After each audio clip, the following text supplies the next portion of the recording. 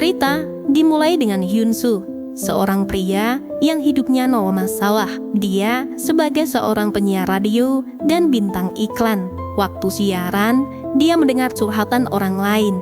Ada cerita lucu, sedih, senang, semua ada. Bahkan ada satu curhatan yang hampir selalu trending di acara itu. Datangnya dari Namsi, seorang wanita muda yang udah jadi single mother. Karena hidupnya sendirian, Namsi ingin menemui ayahnya. Tapi dia masih ragu karena seumur hidupnya belum pernah ketemu ayahnya. Mendengar itu, Hyun-soo langsung kasih dukungan. Kalau Namsi nggak boleh ragu, apapun yang terjadi, dia harus menemui ayahnya. Waktu syuting iklan, dia ketemu sama Kalpana, seorang wartawan yang suka nyebarin skandal artis. Malam harinya, Hyun-soo janjian sama pacarnya buat makan malam. Pacarnya ini juga seorang penyiar berita yang sosoknya sangat menggoda. Dia pun langsung nyiapin semuanya, termasuk casing protektor untuk batang soldernya. Ketika bel pintu bunyi, dia pun langsung beraksi.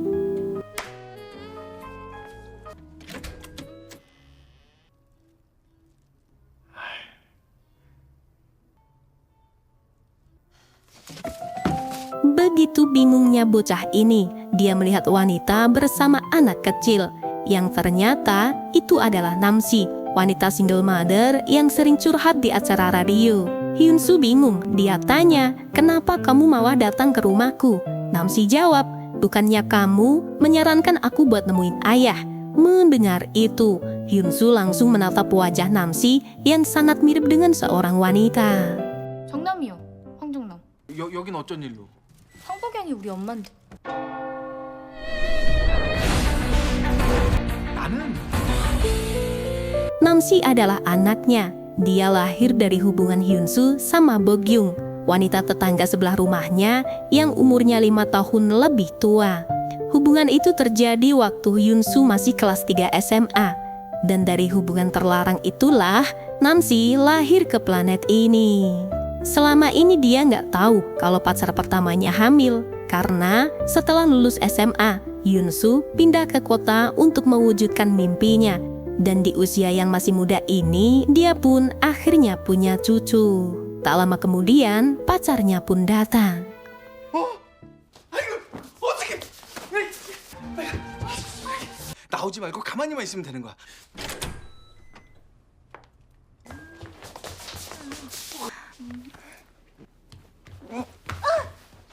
로봇. 너한테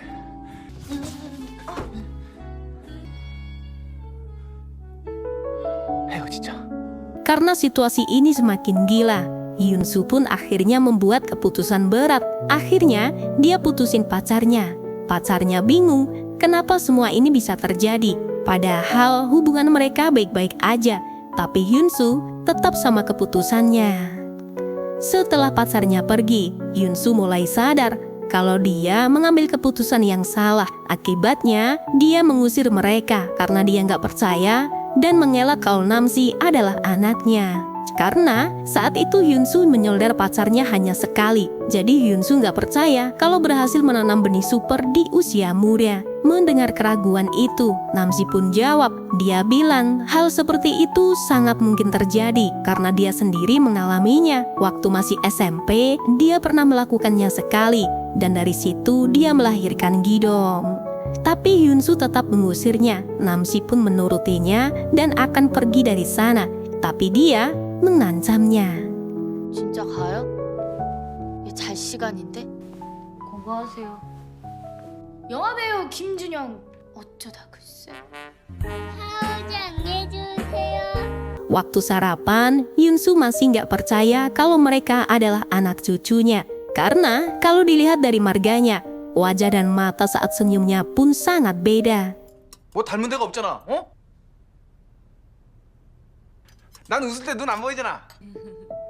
Akhirnya, mereka pun memutuskan untuk tes DNA. Mereka pergi ke dokter hewan. teman dekat Hyunsu yang bernama Chang Hun. Dia minta bantuan untuk ambil sampel DNA dan dikirim ke rumah sakit. Hyunsu memilih cara ini karena takut kepergok paparazzi dan jadi skandal. Tapi Chang Hun bilang kalau mereka nggak perlu tes DNA karena dari sikapnya aja sangat mirip. Sambil menunggu tes DNA, hari-hari mereka mulai terbiasa. Walaupun Hyunsu semakin payah karena harus beres-beres rumah. Sampai akhirnya hasil tes DNA pun keluar. 자식 맞네. 100%다 야. Malam harinya, Hyunsu bersikap lebih tenang. Dia mengajak putrinya untuk duduk bersama. Dia mulai cerita kalau ibu Namsi adalah cinta pertamanya. Dulu mereka saling suka, tapi harus berpisah. Dia juga baru sadar ibunya sengaja menyembunyikan semua ini karena takut mengganggu masa depannya. Tapi bukannya dengerin cerita sang ayah, Namsi malah ngajak mabuk. 아버지도 한 잔해. 나도 한 잔.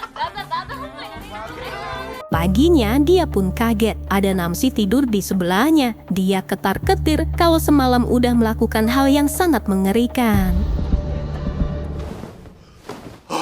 Singkat cerita, karena setelah ketemu ayahnya, Namsi nggak pernah kirim cerita lagi. Jadi manajer menyuruh tim untuk mencari Namsi dan mengundangnya sebagai bintang tamu. Mendengar itu, Hyunsu menyarankan agar menunggu kiriman naskah lagi. Menurutnya, kalau Namsi diundang, nanti ceritanya akan tamat. Padahal itu cuma alibinya aja, agar Namsi nggak dicari.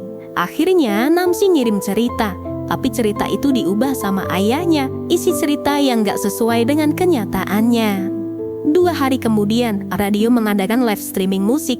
Jadi Hyunsu harus lebih lama di sana. Dia pun sempat menelpon putrinya dan menawarkan makanan. 이따 저녁 때 뭐 땡겨? 나 고기. 초밥 먹어 초밥. 나 고기 땡기는데. 죄송합니다. Hyunsu mulai gak fokus, dia pun grogi karena takut ketahuan. Tapi ketika mendengar Namsi nyanyi, dia sangat kaget.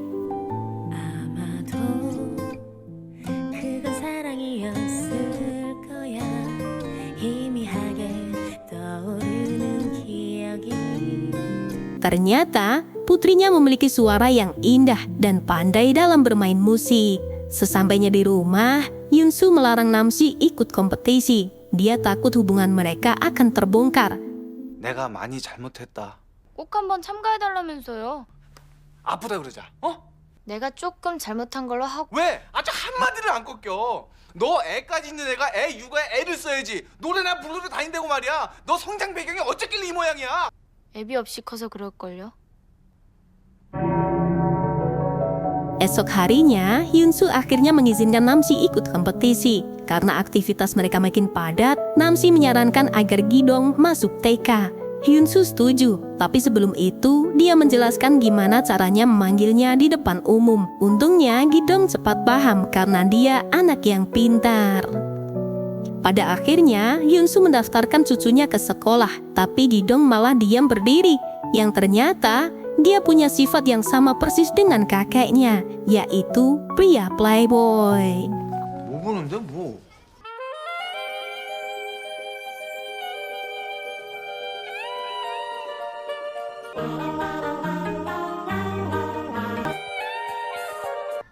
얘 아들 아니에요. Waktu di kantor, tim mereka saling gibahin Namsi. Mereka bilang Namsi suaranya sangat bagus, tapi sayangnya penampilannya sangat kampungan. Tapi di sini sutradara mulai berimajinasi. Dia bilang walaupun dia kampungan, tapi kalau tombol gensetnya ditekan, pasti bunyinya 왜 가슴도 봉긋한 데다가 얘네들이 침대에서도 야! 이 극악무도한 새끼 이거 지금 출연자 뭐 그것도 어린애. Siangnya, Hyunsu dipanggil Jumu kepala sekolah. Dia bilang kalau Gidong gak punya teman karena penampilannya. Bahkan wanita yang Gidong dambakan ikut menjauhinya. Mendengar itu, Hyunsu langsung gemas. Di kantor, mereka merendahkan putrinya. Di sekolah, cucunya juga ikut kena. Tanpa pikir panjang, Hyunsu ngajak mereka ke mall buat beli pakaian yang sangat mahal. Sekarang kita kenalan sama pria ini. Dia adalah Sang Min, seorang fotografer studio yang melihat Namsi show di radio. Tanpa pikir panjang, dia langsung menemuinya dan mengajaknya makan malam. Ternyata dia adalah mantan pacar Namsi yang selama ini hilang ditelan alam. Sementara Hyunsu lagi asik berjudi sama cucunya. Mereka berdua sangat pandai dalam permainan ini, tapi siapa sangka cucunya lebih hebat dari kakeknya. 아 왜? 어딨냐?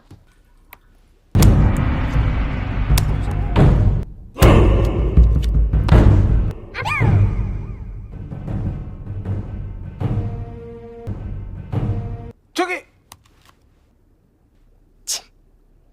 예이씨 나 안 해.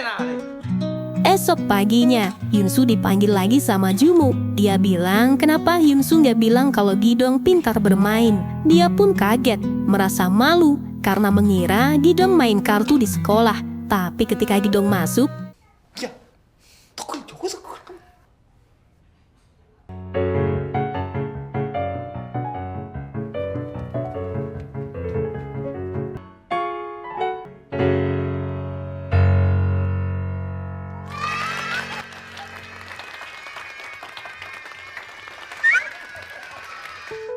karena bakatnya, Gidong mulai ikut les private dengan Bu Jumo. Tak ingin melewatkan momen, Hyunsu menyuruh Gidong buat cari tahu apakah Jumo udah punya pacar. Esok harinya, Hyunsu dapat telepon dari Jumo yang mengajaknya makan malam. Sesuai informasi yang diberikan Gidong, kalau Jumo suka makan steak dikasih lada dan juga suka pria yang bisa main judi. Hyunsu langsung melakukan semuanya, tapi ketika dia bilang sangat suka judi, Jumo ketawa. Ternyata Jumo tahu kalau Gidong disuruh Hyunsu buat cari informasi tentang dirinya. 돈가스를 제일 좋아해서요. 언제 게임 한번 안 하실래요? 저는 뭐 거의 중독자 수준이거든요. 게임하는 남자 싫어한다는 얘기였는데 전달이 잘못된 것 같네요. 네? Di sisi lain, Namsi dan Sangmin juga kasmaran lagi. Dengan rayon gombalnya membuat Namsi terpesona. 딱 갈게. 더 맞기 전에. 다음에 안 맞을 거다. 안녕. Saat pulang, Sangmin mengikutinya. Tapi dia melihat Hyunsu membuatnya semakin curiga. 일찍 좀 다니시지. 왜? 아, 또 왜 이러실까? 요번에 산 거 어디다 놨어? 완싸고 완자인가? 그럼 내거 입어요. 그래서 지금 내가 입고 있어. 아 왜 이렇게 크니 이거? Singkat cerita, Kalpanak yang lagi foto prewed. Dia nggak sengaja melihat foto mereka. Akhirnya, Sangmin tanya hubungan Namsi dengan Hyunsu, tapi Namsi memilih diam agar semuanya tetap aman. Dari situlah Sangmin salah paham. Dia mengira Namsi adalah wanita La Fonte dan mengancam akan mengirim fotonya ke wartawan. 넌 아닌 거잖아. 살거나 그런 거 아닌 거잖아. 나중에 얘기해줄게. 자꾸나. 남현수 이 새끼 완전히 망쳐버릴 거야. 너 그러기만 해봐. Saat di kantor, Hyunsu dipanggil dan diperingatkan soal kabar yang mulai beredar. Kalau sampai jadi skandal, semua tanggung jawab akan jatuh ke dia. Di sini Hyunsu mulai tertekan. Dia mengira semua ini memang rencana Namsi sejak awal. Pada akhirnya, mereka pun berantem. 나 못 가요. 나 아버지 자식이야. 네 애새끼 데리고 좀 사라져! 나 여기 있을 자격 있어. 돈 때문이야? 빌어먹을 차도 사줘? 다 해준다고! 네가 싸질러는 애새끼 데리고 살기 힘들어서 아빠 질 뭐 그런 거 바라고 온 거야? 그래! 내가 뭘 그렇게 잘못했는데? 남자 다 아빠 있잖아. 나 있잖아. 너 원한 적 없어.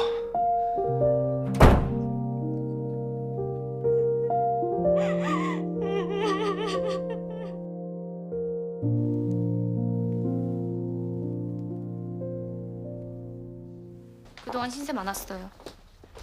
너 Setelah kejadian itu, Hyunsu akhirnya cerita ke Changhun tentang semua ini. Changhun menyarankan agar dia jujur dan mengakui Namsi sebagai anaknya. Tapi Hyunsu bilang kalau dirinya orang yang sangat terkenal dan takut namanya rusak. Tapi Changhun langsung mematahkan itu. Menurutnya, Hyunsu bukan sosok seterkenal yang dia pikirkan. Jadi gak perlu takut. Yang lebih penting adalah Namsi. 인기 있거든. 너 이 얘기 하나도 없거든? 지들이 알아서 다 커서 왔으면은 뭘 그렇게 복잡하게 사냐? Sekarang rumah yang tadinya ramai jadi terasa sepi.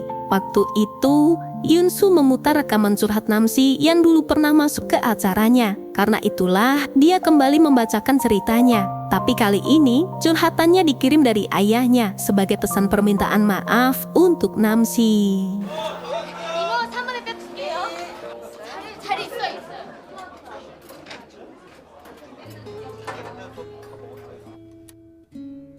아버지와 심하게 다툰 후 집을 나왔습니다.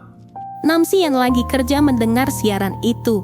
Dia memutuskan menelpon ayahnya. Bukan untuk memaafkan, tapi buat minta maaf karena dia udah merasa sudah menyusahkan ayahnya, sekaligus menutup kisah ceritanya. 황정남 씨, 이 방송 듣고 계시다면 아버지께 전화하세요. 꼭.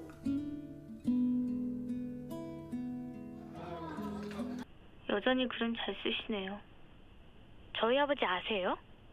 자기 인생 즐겁게 살던 사람한테 갑자기 찾아가서 그동안 사연 소개해 주셔서 감사했습니다.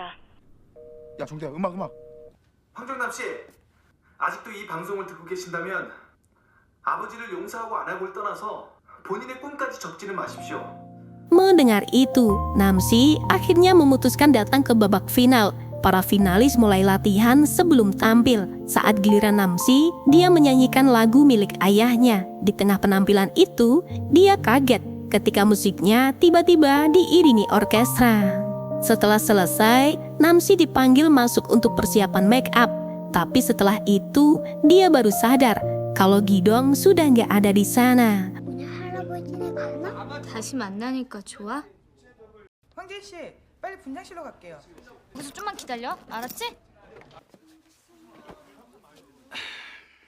안녕하세요. 혹시 저기 앉아있던 꼬마애 못 보셨어요? 황기동!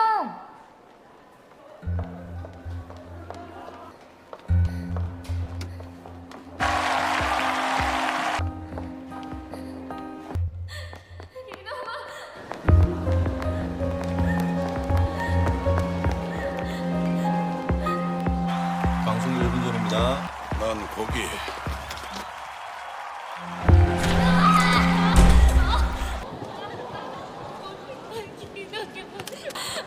기동 어떻게 아빠 기동이 없어졌어. 그러네.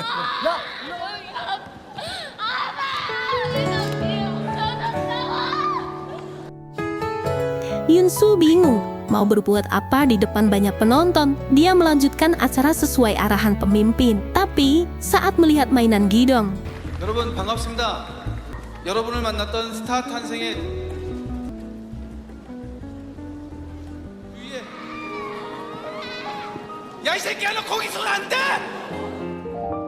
di kantor polisi, Jumo juga datang ke sana. Tak lama kemudian, Sang Ming datang. Dia pun emosi dan akan menghajar Yunsu. Tapi 어떻게 됐어요? 너 정말 그 정도까지 당신 꼭 책임지고 우리 제인이 우리 아들 기동이 네가 애 아빠라고. 죽었다며? 그럼 내가 얘 친아빠다 이 했으면 책임을 져야 될 거 아니야. 아니 아무리 그래도 그렇지. akhirnya polisi pun datang. Dia ngasih kabar kalau Gidong ada di stasiun radio. Dia ditemukan dalam keadaan menangis. Tanpa mereka sadari, kejadian semua ini adalah ulah Kalpana. 그 황기동 어린이가 그 울면서 두 분 그 112에다가 실종 신고했어요.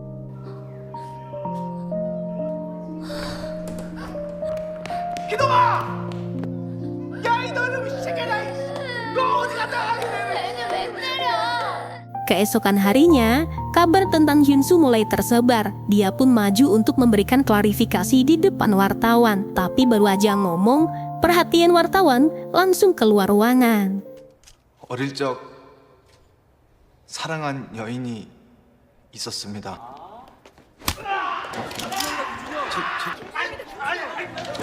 Ternyata ada seorang artis yang menyerang Kalpanak. Dia emosi karena Kalpanak udah menyebarluaskan tentang pribadinya. Waktu makan malam sama Jumo, Hyunsoo minta maaf karena udah menutupi semuanya. Tapi Jumo cuma senyum. Dia bilang kalau kita pacaran, berarti aku jadi nenek. Mendengar itu, Hyunsoo pun langsung paham kalau Jumo menerima cintanya. Dan akhirnya, film pun berakhir. Nah, gimana menurut kalian film ini? Tulis di kolom komentar ya. Terima kasih buat kalian yang udah nonton sampai akhir. Sampai jumpa di alur cerita berikutnya.